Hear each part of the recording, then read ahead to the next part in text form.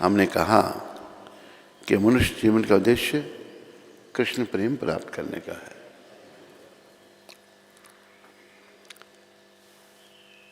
हम सब लोग जो हैं दुनिया में या यहाँ पर भगवान से अलग हुए लोग हैं।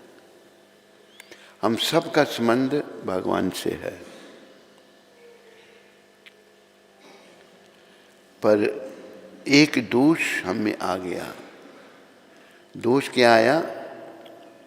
हमने भला भगवान से अलग होकर के सुख भोगना चाहा।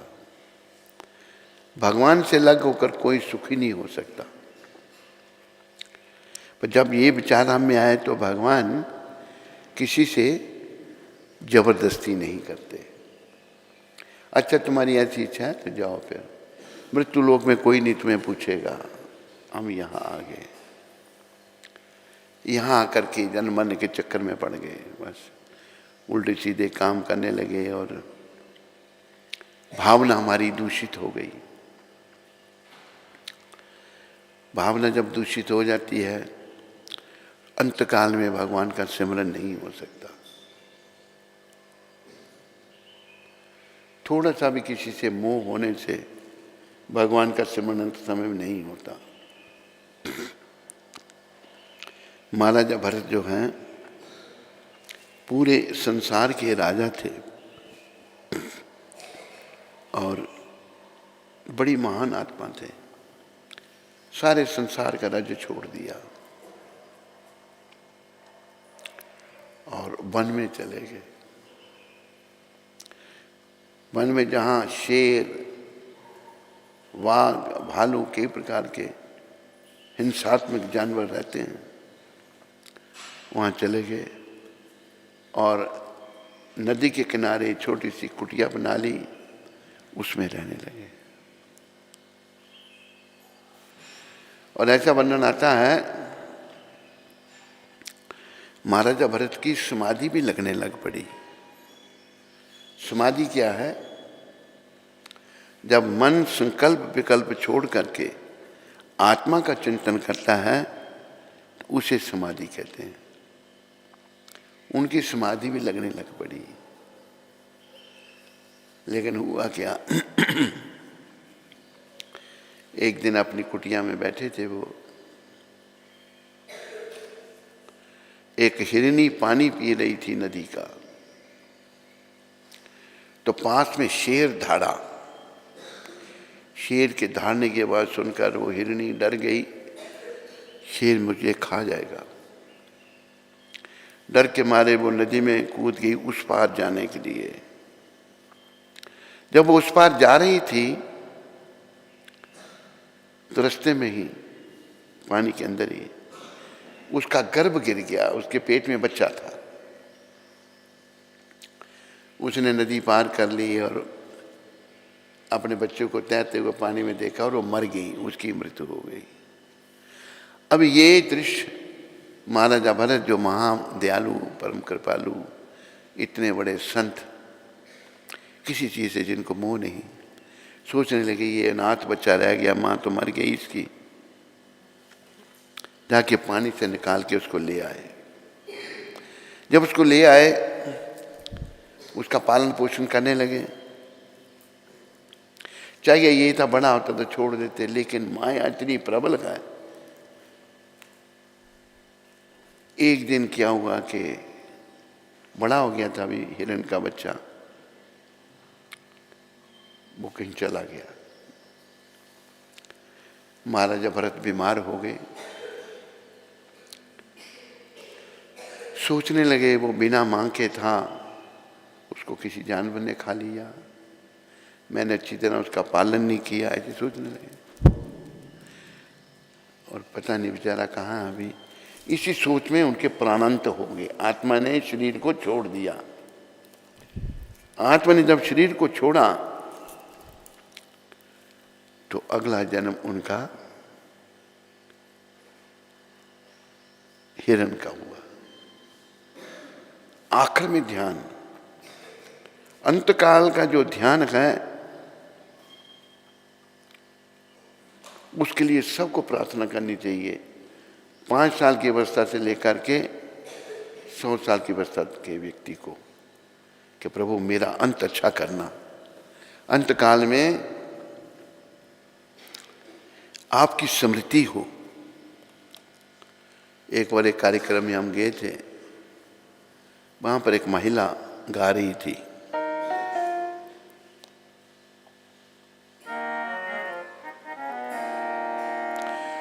अन्ते नारायण स्मृति,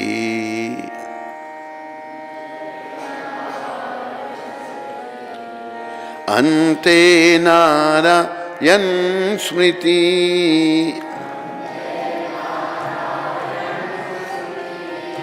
अन्ते नारायण स्मृति,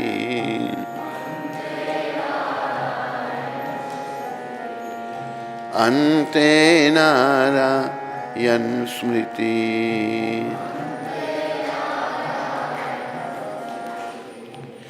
अंत में भगवान की स्मृति कब होगी? जब अभी हम सब कुछ अपने जीवन का भार भगवान पर सौंप देंगे, भगवान के हाथ में दे देंगे। नीचे क्यों बैठे? हमें जीवन का भार भगवान के हाथ में सौंप देना चाहिए, जीवन की डोरी भगवान के हाथ में सौंपनी जीवन काल में। इसलिए अंग्रेजों के टाइम भी भारत में गुरुकुल होते थे। भारत में गुरुकुल अंग्रेजों ने समाप्त किए। शुरू से 5 साल के बच्चे को गुरुकुल में भेज दिया जाता था और वहाँ पर उसके जो गुरु होते थे उसको आत्मा परमात्मा का ज्ञान करवाते थे, वेद शास्त्रों का ज्ञान करवाते थे। अभी हम लोग भटक गए, हमारी शिक्षा खत्म हो गई, दीक्षा खत्म हो गई और अंत में नारायण स्मृति नहीं होती। इतना बड़ा तप त्याग महाराजा भरत का, फिर अंत में हिरण से उनका मोह हो गया। लेकिन और हिरण के जब जन्म हुआ उनका, तो वहीं आगे जहाँ पुलह आश्रम में रहते थे उनको याद रहा, क्योंकि इतना तप था उनकी, इतनी तपस्या थी। वहीं आगे यहाँ पर वो कुटिया में रहते थे, सूखे पत्ते खा के गुजारा किया जब तक आत्मा रही हिरण के शरीर में। उसके बाद फिर अगला जन्म भगवान ने उनको ब्राह्मण के घर में दिया। तो जीवन काल में हमें ये अभ्यास करना है कि मेरा अंतिम समय अच्छा हो। जो लोग भोग विलास में पड़ जाते हैं, काम से क्रोध, क्रोध से मोह, मोह निरंतर संसार में बना रहता है। जब मोह है फिर लोभ लालच, फिर अहंकार आ जाता है। जब अहंकार आ जाता है तो जीव पागल हो जाता है। मिथ्या अहंकार, मैं ये शरीर हूँ, मैं ये हूँ, मैं वो हूँ। तो हमें अपने जीवन को ऐसे ढंग से चलाना चाहिए, ऐसे ढंग से जीवन हमारा ढलना चाहिए कि भगवान का सिमरन अंत में बना रहे। और भगवान का सिमरन देखो, महाराजा भरत का उदाहरण हमारे गुरु महाराज ने दिया है कि भगवान का सिमरन महाराजा भरत से नहीं हो सका। वो हिरण का सिमरन कर रहे हैं, उसी अवस्था में प्राण चले गए उनके। तो प्राण तो सबके जाने ही हैं, यहां किसी ने नहीं रहना।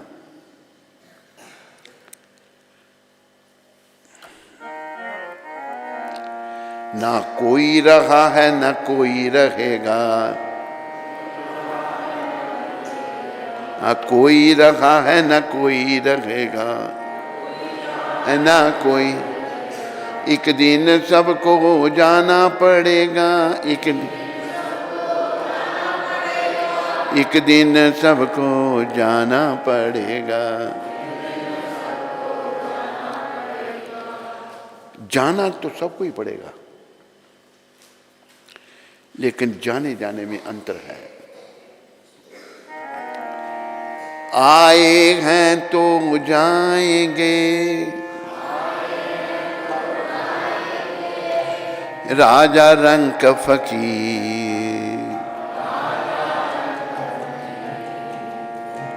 एक सिंहासन चढ़ चले, एक बंदे हैं जात जंजीर।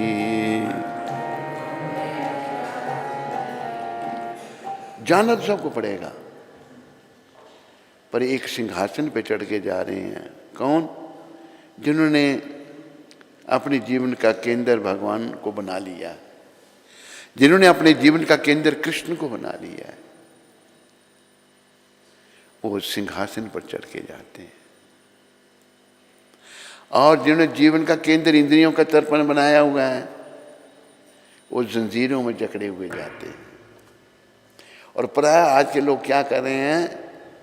जीवन का केंद्र इंद्रियों का तर्पण बनाया हुआ है। जैसे पशु पक्षी हैं, पशु पक्षियों के जीवन का केंद्र यही है, खाना पीना और विषय विकारों में पड़े रहना। तो हमें जीवन का केंद्र भगवान श्री कृष्ण को बनाना है। और जब हम जीवन का केंद्र इंद्रियों के तर्पण को बना लेते हैं, बहुत सारे दोष हमारे सामने आ जाते हैं, बहुत सारी समस्याएं सामने आ जाती हैं, और हमारा जीवन बड़ा दुखी हो जाता है। अभी देखो, लोग कई बार इतने दुखी हो जाते हैं। अभी अमेरिका में एक घटना घटी, एक व्यक्ति इतना दुखी हो गया। दुनिया में तो लोग ऐसे ही हैं ना, धोखेबाज हैं। उन्होंने जिनके लिए काम किया उन्होंने उसका ध्यान नहीं किया, बेचारे का बड़ा परेशान था। तो था वो कलाकार था, आर्टिस्ट था। उसने एक पिस्टल तैयार की, लकड़ी की, उसका रंग कद पिस्टल जैसा ही दिखता था। वो पिस्टल थी नहीं, पिस्तौल। क्या सा रास्ता निकाला उसने? पुलिस वाले के पास गया, उसको पिस्टल दिखाई।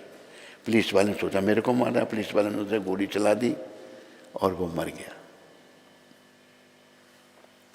अभी थोड़े समय की बात है, मरने का रास्ता ये निकाला उसने। बाद में पता लगा पुलिस तो नकली थी, असली नहीं थी। खाली पुलिस वाले को दिखाया तो उसने अपने प्रोटेक्शन के लिए गोली चला दी उसके ऊपर। तो संसार में जो संसारिक काम है सब दुखदाई है, सुखदाई केवल भगवान का भजन है। भज मन राम चरण सुखदाई, भज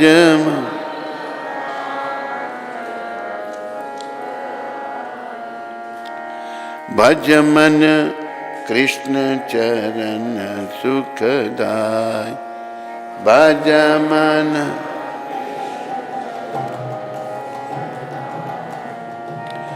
जिन चरणों से निकसी गंगा, जिन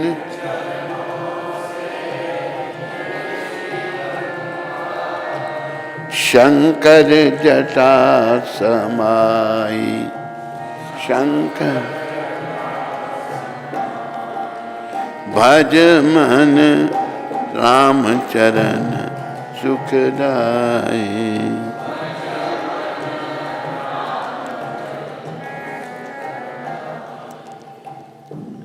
अभी देखो कि संत जो हैं, एक बार हम जब बड़े छोटे थे तो एक महात्मा देखे हमने, कोई शरीर पर कपड़े नहीं, खाली लंगोटी पहनी हुई है, कुछ सामान नहीं उनके पास। एक जगह एक वृक्ष के नीचे एक थड़े पर बैठ के और किसी से बोलते चालते भी नहीं थे। 2-3 दिन रहे फिर चले गए, कोई पता लगा कहाँ गए।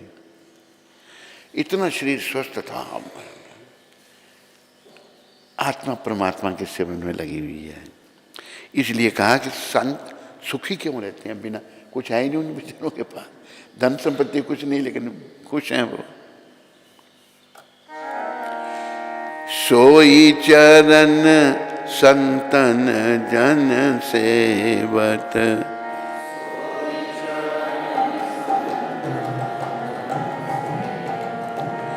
सदा रहत सुखदाई।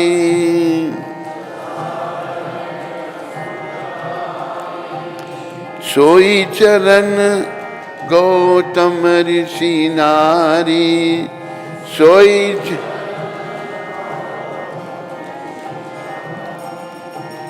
परसी परम पद पाई, परसी परम भज मन राम चरण सुखदाई। भज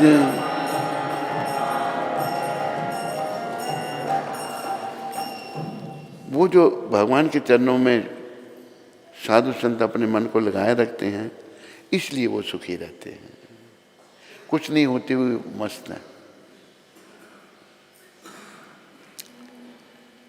हाथ में कुंडी, बगल में सोटा, चारों दिशा जगीरी में, कहीं भी जाके संत बैठ जाएं, कौन मना करेगा उनको। भारत में अभी भी साधु संत है, पर कलयुग का प्रभाव, कहीं ऐसे ही पखंडी लोग भी संत बन गए, पर फिर भी अच्छे भी हैं। सभी पखंडी नहीं होते, अच्छे भी होते हैं। तो हमें जीवन काल में चाहे पुरुष का चोला चाहे स्त्री का चोला, अपने आप को ऐसे ढालना ताकि अंत में भगवान का नाम जीवा पर आ जाए। एक बार हमारे गुरु महाराज प्रभुपाद नैरोबी, केनिया जगह अफ्रीका, वहां पर लेक्चर कर रहे थे। कोई ऐसा ही प्रसंग चल रहा था, तो वो कहता है, एक व्यक्ति प्रवचन सुनने, पटेल था वो, गुजराती भाई, कहते स्वामी जी ये तो बड़ी अच्छी बात है। कहते क्या? कहते जीवन काल में खाओ पियो और मजा करो और अंत में भगवान का नाम ले लो। गुरु महाराज ने कहा जीवन काल में तुम जो करोगे ना, अंत में वही ध्यान तेरे आएगा, भगवान नहीं आ सकते। हम ये सोचते हैं अंत में भगवान का नाम आ जाएगा, नहीं आ जाए। जो कर्म जीवन काल में किए होंगे अंत में सब सामने आ जाएंगे। वो बहुत बड़ा उदाहरण अपना दशरथ महाराज का, महाराजा दशरथ का है। महाराजा दशरथ से वो शब्द वेदी बाण चलाना जानते थे, शब्द की आवाज़ सुनकर बाण छोड़ते थे, वहीं जाके लगता था। रात का समय था, श्रवण कुमार अपने अंधे माता पिता को कंधों पर रखकर यात्रा करवाते थे।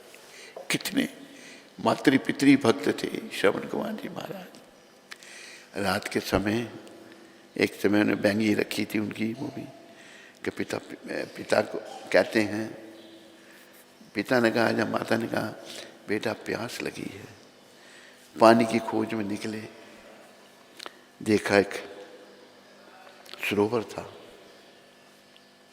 गया तो अंधेरा, पानी बनने लगा, पानी की आवाज़ हुई, गुड़ गुड़ गुड़ पानी की आवाज़ हुई बर्तन में। महाराज दशरथ पास में ही थे, सोचा कोई जानवर पानी पी रहा है। उन्होंने बाण छोड़ा, जाके श्रवण को लगा, श्रवण घायल होके गिर गई। महाराजा दशरथ वहाँ गए, वो मेरे से बड़ा बाण निकाला, उसने बोला मेरे अंधे माता पिता को पानी पिला दो, वो प्यासे हैं। कितनी मातृ पितृ भक्ति थी।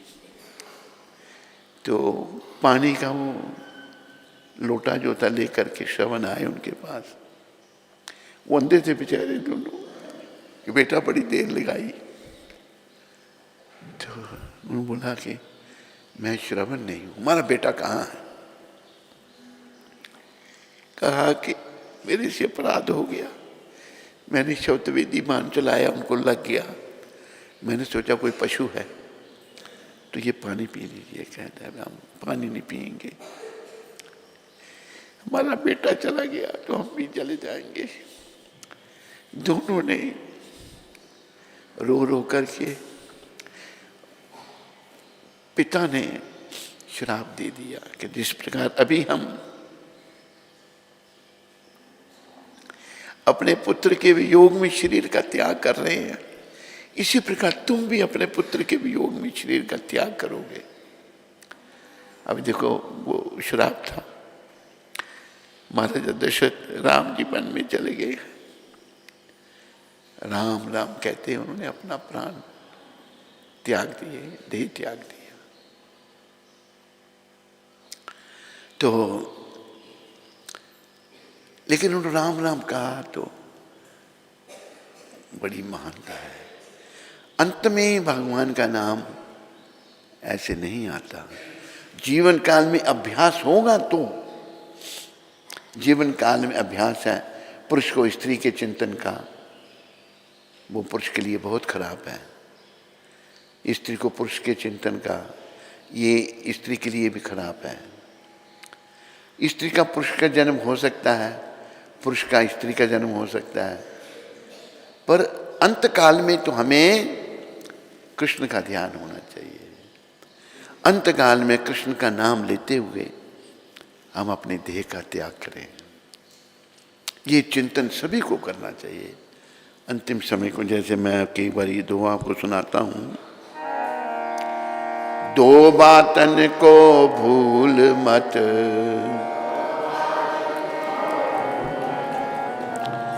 जो चाहत कल्याण,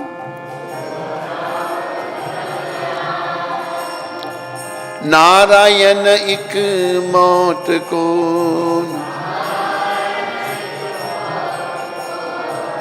दूजे श्री भगवान।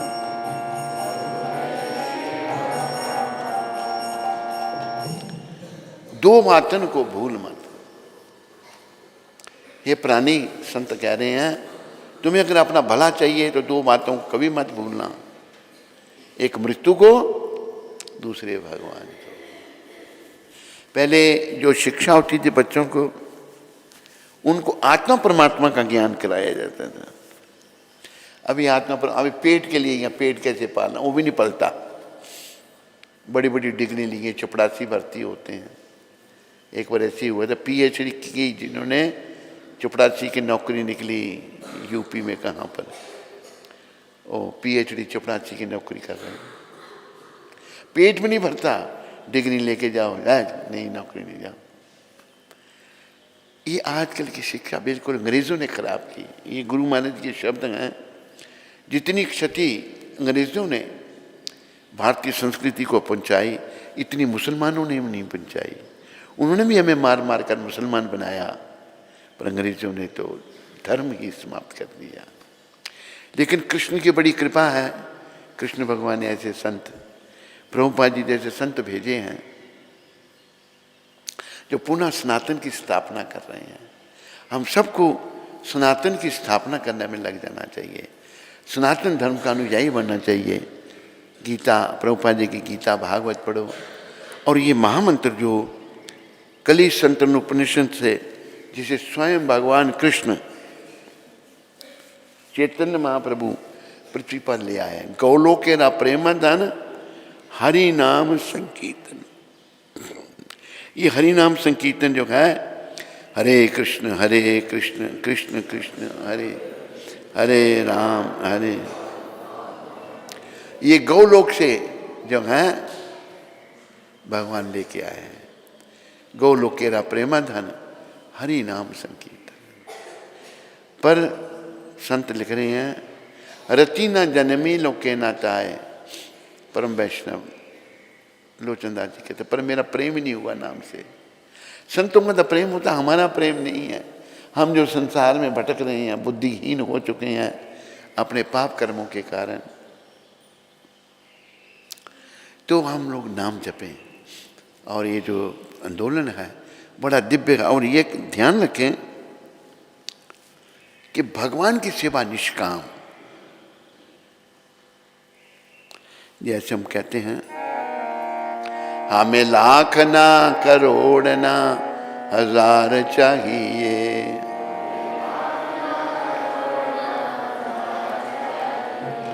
हमें लाख ना करोड़ ना हजार चाहिए,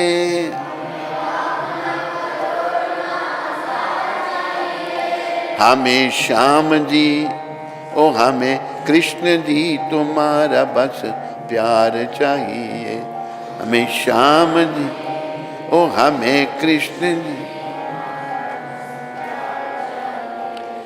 अब भगवान को प्यार करोगे ना, अंत में भगवान का नाम जी आ जाएगा। उनका प्यार किया भाई, कृष्ण ही सब कारणों के कारण हैं, कृष्ण ही सबके मालिक हैं। भोक्ता, भगवान ने गीता में कहा ना, भोक्ता राम जगतपसाम सर्वलोक महेश्वरम। जितने भी लोग हैं, अनादि अनंत लोग हैं, मैं उनका मालिक हूं और भोक्ता हूं।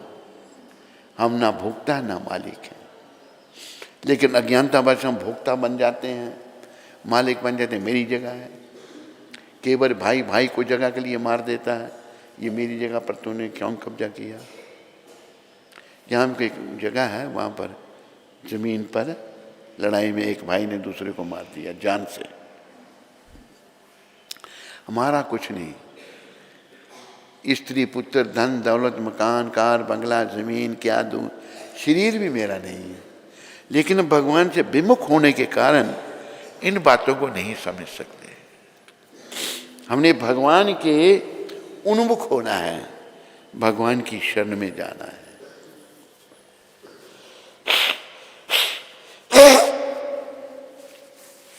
भगवान की शरण ऐसी है जो हमारी मंद बुद्धि को शुद्ध कर देगी, निर्मल, जैसे बुद्धि को निर्मल कर देगी। और राम जी कहते हैं रामायण में, निर्मल मन जन सोई मोहे पावा,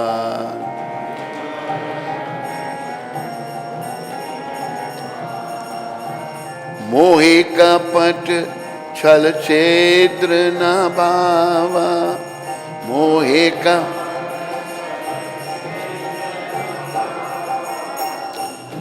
मुझे छल कपट छिद्र ये अच्छे नहीं लगते। भगवान राम कह रहे हैं रामायण में, जिसका मन निर्मल है। तो निर्मल राम जी की शरण में जाने से, कृष्ण की शरण में जाने से मन निर्मल होगा। और विशेष करके ये महामंत्र, हरे कृष्ण कृष्ण कृष्ण हरे हरे, हरे राम राम राम हरे हरे।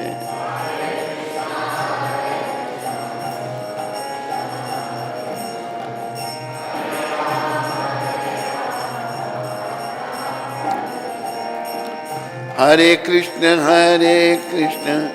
कृष्ण कृष्ण हरे हरे, हरे राम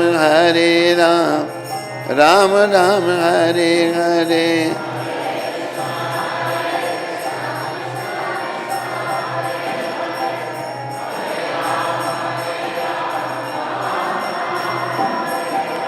हरे कृष्ण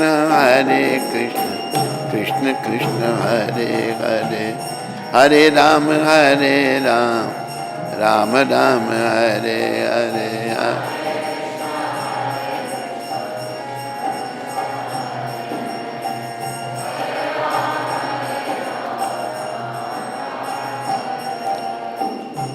जिसका मन निर्मल मन होगा भजन करने से, भगवान की शरण में आने से। अभी हम विषय विकारों में पड़े हैं, अपने आप को शरीर समझ रखा है। आध्यात्मिक जीवन की शुरुआत यहाँ से होती है कि हम ये शरीर नहीं, ना मैं स्त्री हूँ ना मैं पुरुष हूँ। अहम ब्रह्मास्मि, मैं ब्रह्म हूँ और परब्रह्म का अंश हूँ, मैं जीवात्मा हूँ। यहाँ से आध्यात्मिक जीवन की शुरुआत होती है। शिक्षा दीक्षा ऐसी कर दी अंग्रेजों ने, देशी अंग्रेज आए, उन्होंने तो बर्बादी कर दिया सब कुछ।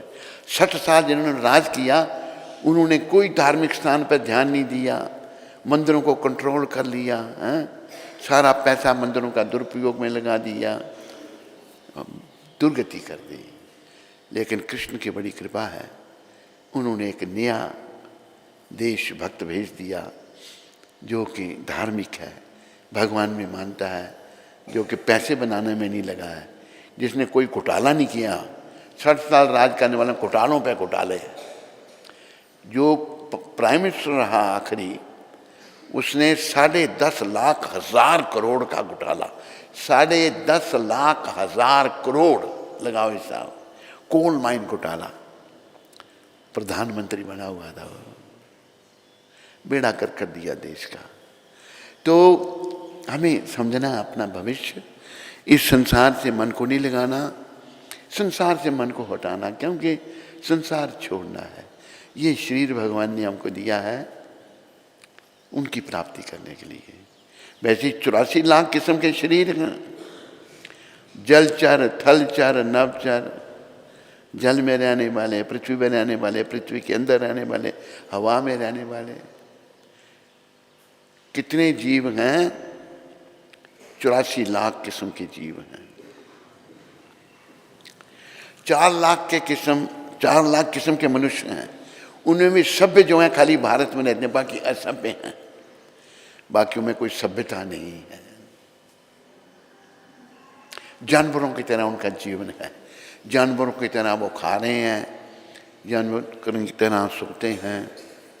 आज एक औरत के साथ कल दूसरी, परसों तीसरी, चौथी, पांचवी औरतें भी ऐसे जानवर बनी हुई हैं। आज एक जानवर के साथ कल दूसरे, कल तीसरे, चौथे, ये हालत है वहाँ की। तो बुरी हालत है, लेकिन आशा की किरण ये संत हैं प्रभुपाद, इनके चरणों की शरण में आओ और भगवान की निष्काम भक्ति करो। अभी ये भी चल पड़ा है लोग, अभी भगवान अपना भारत में मंदिर में क्यों नहीं कोई जाता? पुजारी की कोई श्रद्धा ही नहीं भगवान में। कहते कोई पैसे चढ़ाएगा तो मैं अपना पेट पालूंगा। भगवान का नहीं। एक बार हम एक मंदिर में गए,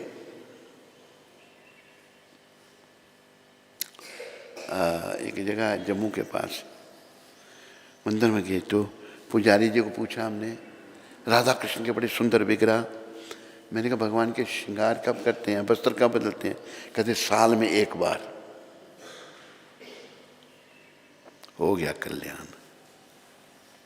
श्रद्धा ही कुछ भी नहीं, पेट का ध्यान है बस, विषय बन गए। निष्काम भाव से भगवान की सेवा करनी है, उसी में हमारा कल्याण है। जीवों की श्रेणियां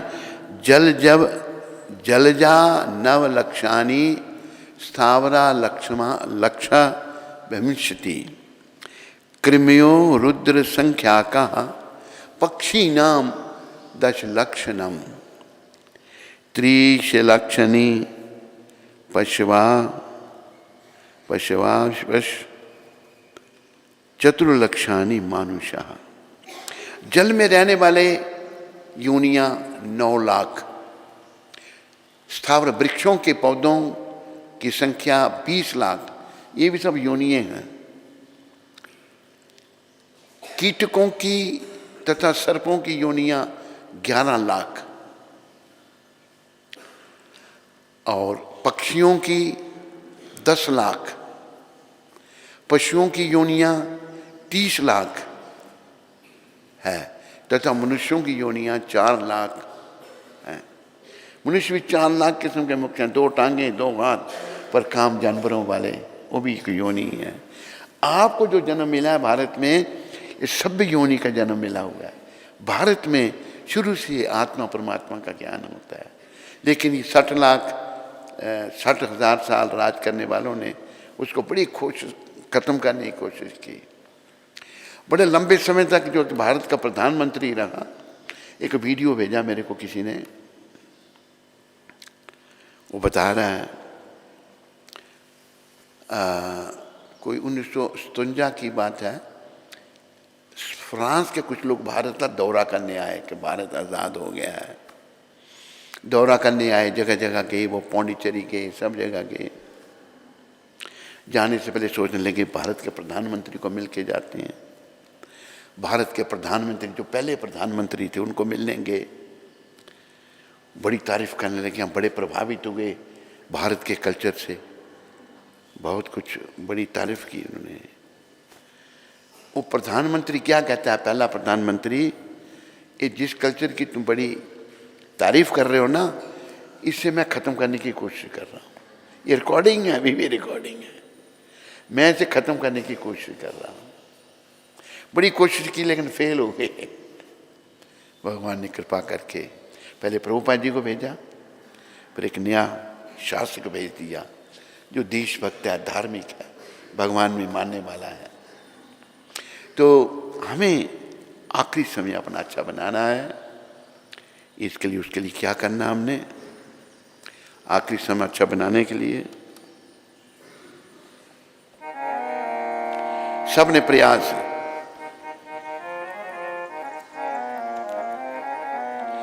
अब सौंप दिया इस जीवन का सब भार तुम्हारे हाथों में, अब सौंप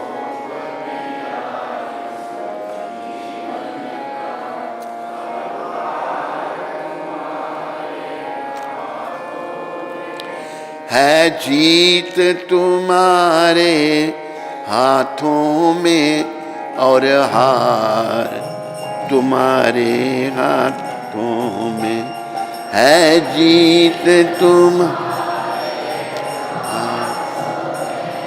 और हार।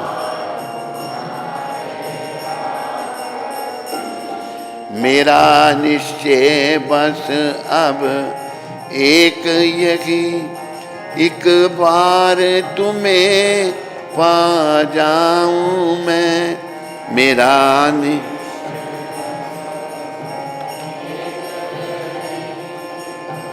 हरि बोल। अर्पण कर दूं दुनिया भर का सब भार तुम्हारे हाथों में, अर्पण कर।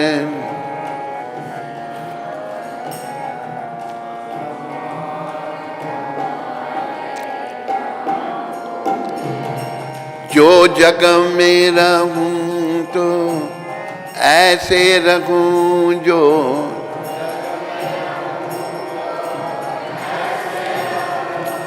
जैसे जल में कमल का फूल रहे, जैसे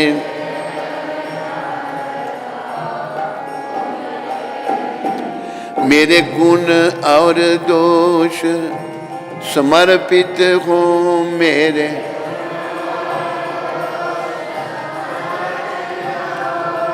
करतार तुम्हारे हाथों में कर।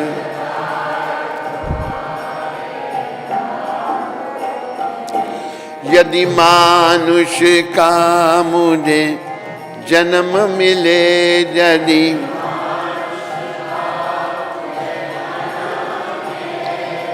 तो तब चरणों का पुजारी बनूं, तो तब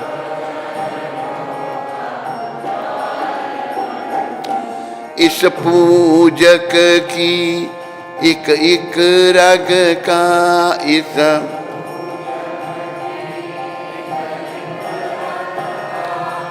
हो तार तुम्हारे हाथों में होता।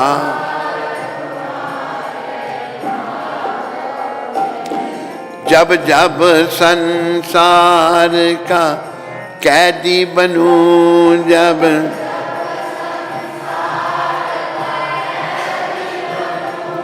निष्काम भाव से कर्म करूं।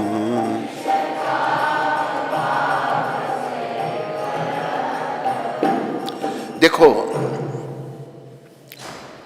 ये हमारी संस्कृति, जब जब संसार का कैदी बनूं निष्काम भाव से, निष्काम खत्म कर दिया। अभी कई जिनको अरबों रुपए हैं, क्या करेंगे अरबों रुपए को, फिर वो और खरबों चाहिए और चाहिए और चाहिए और चाहिए और चाहिए। निष्काम भाव से थोड़ा सा काम करके बस जीवन यापन करना है। एक गाय हो, थोड़ी सी जगह हो, खेती बाड़ी करके और भजन करना है। बाकी समय सब भगवान की याद में लगाना है, निष्काम भाव से कर्म करना है कि प्रभु मैं तो आपका हूं, मैं संसार से नहीं हूं, मैं ये शरीर नहीं हूं। निष्काम भाव से कर्म करे, फिर अंत समय में प्राण तजूं, फिर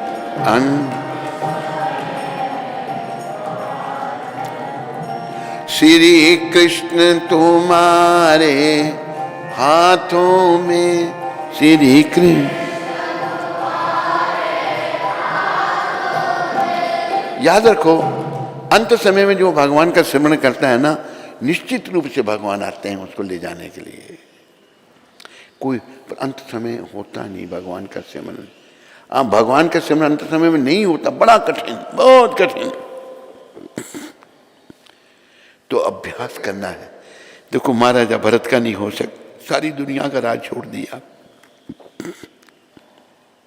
तो हमें प्रयास करना है, बस लग जाना है। जब भी समझ आई, पता लगा भगवान मैंने निष्काम, कुछ भी कामनाएं रही तो कामना आखिरी समय में सामने आ जाएंगे, मुझे ये चाहिए, मुझे ये चाहिए, फिर भगवान नहीं मिलेंगे। वो मिल भी जाएगा, नहीं मिलेगा, भगवान नहीं मिलेंगे।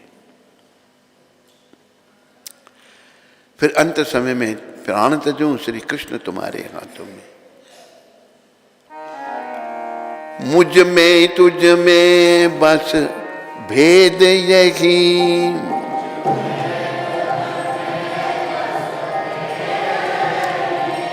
मुझ में तुझ में बस भेद यही,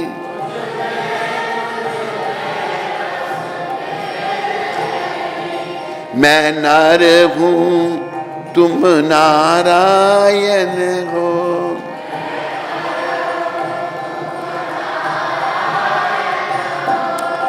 मैं हूं संसार के हाथों में,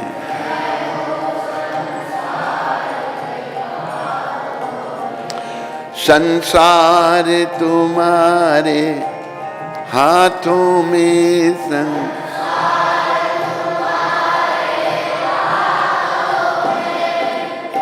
प्रभु मेरे मन आप में भेद इतना ही है, मैं मनुष्य हूं, आप भगवान हैं, और मैं संसार के हाथों में हूं और ये संसार आपके हाथों में है।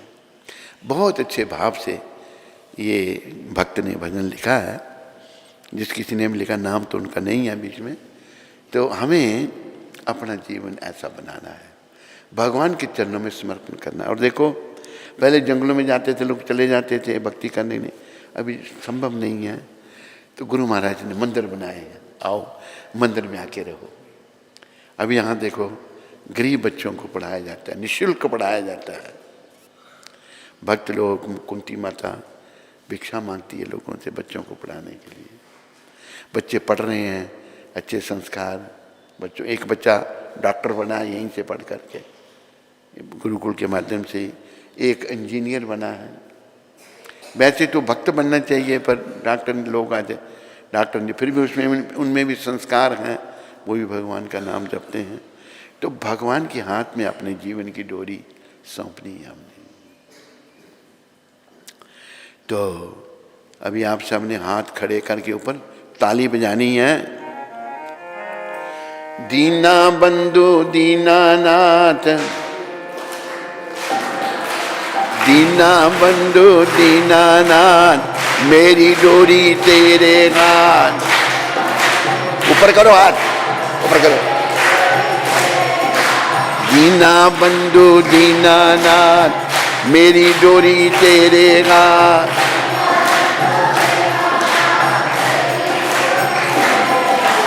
जय गोविंद जय गोपाल, मेरी डोरी तेरे हाथ।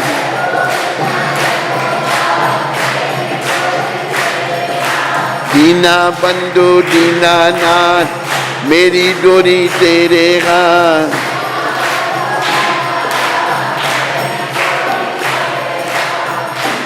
भगवान के हाथ अपने जीवन की डोरी सौंपनी है।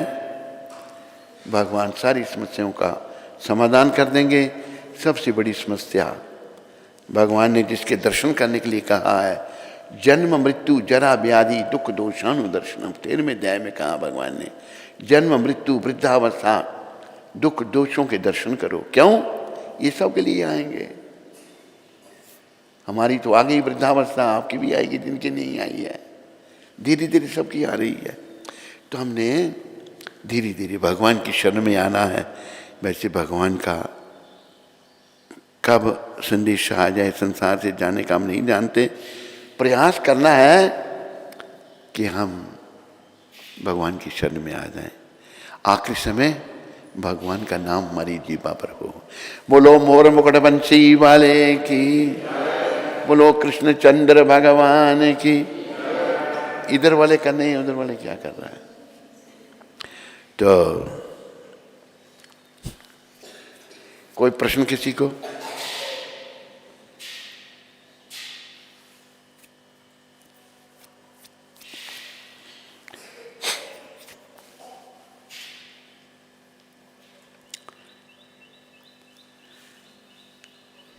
आज है 2 मई, प्रभुपाद की शिक्षामृत। जब श्री कृष्ण कष्ट देते हैं तो एक भक्त उन्हें गंभीरता से नहीं लेता। जब कृष्ण कष्ट देते हैं तो भक्त गंभीरता से नहीं लेता, वह सोचता है यह श्री कृष्ण की कृपा है। कैसे? कि उन्होंने मुझे कष्ट दिया है। भक्त कभी भी कष्टों को कष्ट के रूप में नहीं देखता, वह श्री कृष्ण की कृपा है। यह एक भक्त की दृष्टि है, भक्त की दृष्टि। वह उस पुत्र के समान है जो पिता को भली भांति जानता है। यदि पिता थप्पड़ भी मारे तो पुत्र कभी विरोध नहीं करता। वह जानता है कि यह मेरी भलाई है, ये मेरी भलाई के लिए है। इसी प्रकार जब श्री कृष्ण द्वारा कष्ट दिए जाते हैं तो भक्त कभी उद्विग्न नहीं होता। तो कष्ट भी भगवान की कृपा। हरि बोल। ये नोट करना पड़ेगा तुम्हें, मेरी डायरी में है, डेट भी ऊपर की, मई 2/4/1974। तो महारानी कुंती, पांडवों की माता, कुंती का नाम लिया तो कुंती प्रकट हो गई। ये दूसरी कुंती कहाँ चला गया था? तेरे लिए नहीं, मैं नोट कर रहा था। हैं? अरे मैं फिर से पढ़ रहा हूँ कुंती माता। आज की शिक्षा में क्या कहा प्रभुपाद ने? जब श्री कृष्ण कष्ट देते हैं तो एक भक्त उन्हें गंभीरता से नहीं लेता। ये मुंबई में कहा था 2 मई 1974। पता नहीं तब मैं भी वहीं था या नहीं था, मेरे ख्याल था मैं। यह श्री कृष्ण की कृपा है कि उन्होंने मुझे कष्ट दिया है। हमारे पास एक ऐसी आत्मा है, कष्ट लगने पर वो चिल्लाती है। गली मल्ले वाले में सोचो क्या हो गया भाई, कौन है, क्या हो रहा है? चिल्लाना नहीं, ये कृष्ण की कृपा है। मुझे कष्ट देते, भक्त कभी भी कष्टों को कष्ट के रूप में नहीं देखता। वह श्री कृष्ण की कृपा है, यह एक भक्त की दृष्टि है। वह उस पुत्र के समान है जो पिता को भली भांति जानता है। यदि पिता थप्पड़ भी मारे तो पुत्र कभी विरोध नहीं करता। थप्पड़ की बात मुझे याद आ गई है कि वो इस तरह याद आई कि हम थे, हमारा बड़ा भाई, हम छोटे थे सब में घर में, तो बड़ा भाई मेरे से बड़ी ईर्ष्या करता था। मुझे अच्छी नहीं लगती थी उसकी ईर्ष्या। एकदम वो दोनों झगड़ रहे हैं आपस में। श्री से पिताजी आ गए, एक थप्पड़ उसको पहले मारा, एक जोर से उसको मारा, एक मेरे को मारा। थप्पड़ मारा, बाद में पिताजी कहते मेरे हाथ में भी अभी दर्द हो रही है इतने जोर से। तो हम कोई बोले थोड़े, उनके आगे चुप रहे। भाई पिताजी ने मारा, कुछ गलती हो गई, गलती थी, लड़ रहे थे आपस में। तो ये अच्छा बच्चा जो कृष्ण का है। अच्छा, कुंती माता ने भगवान से यही कहा है, वो है श्लोक कहीं सामने नहीं,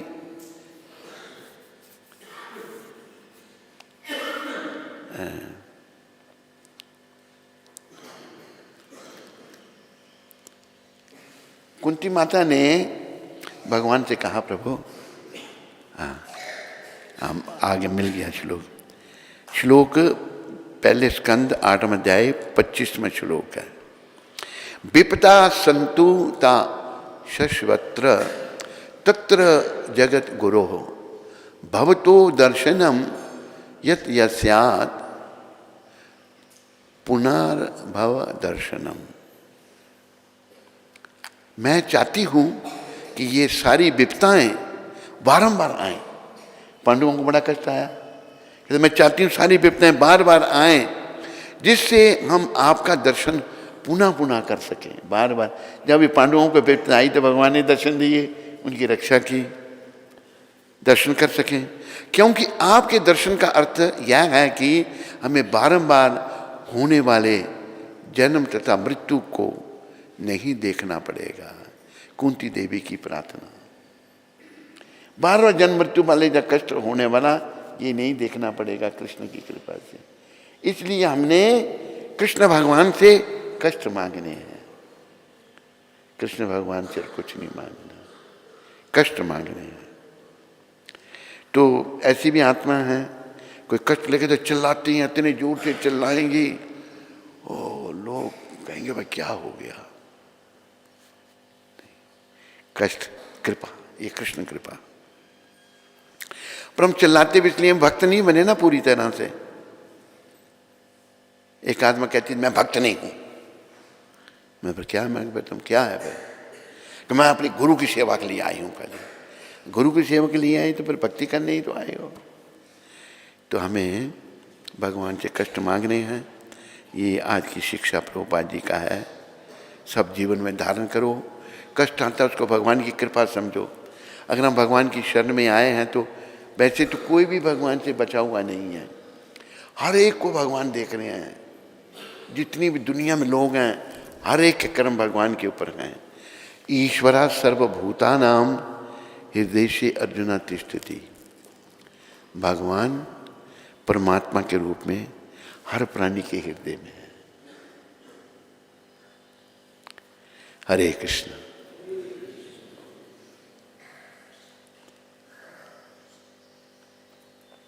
बस कोई प्रश्न नहीं? आप में से किसी को कोई प्रश्न नहीं है? किसी माता को कोई प्रश्न?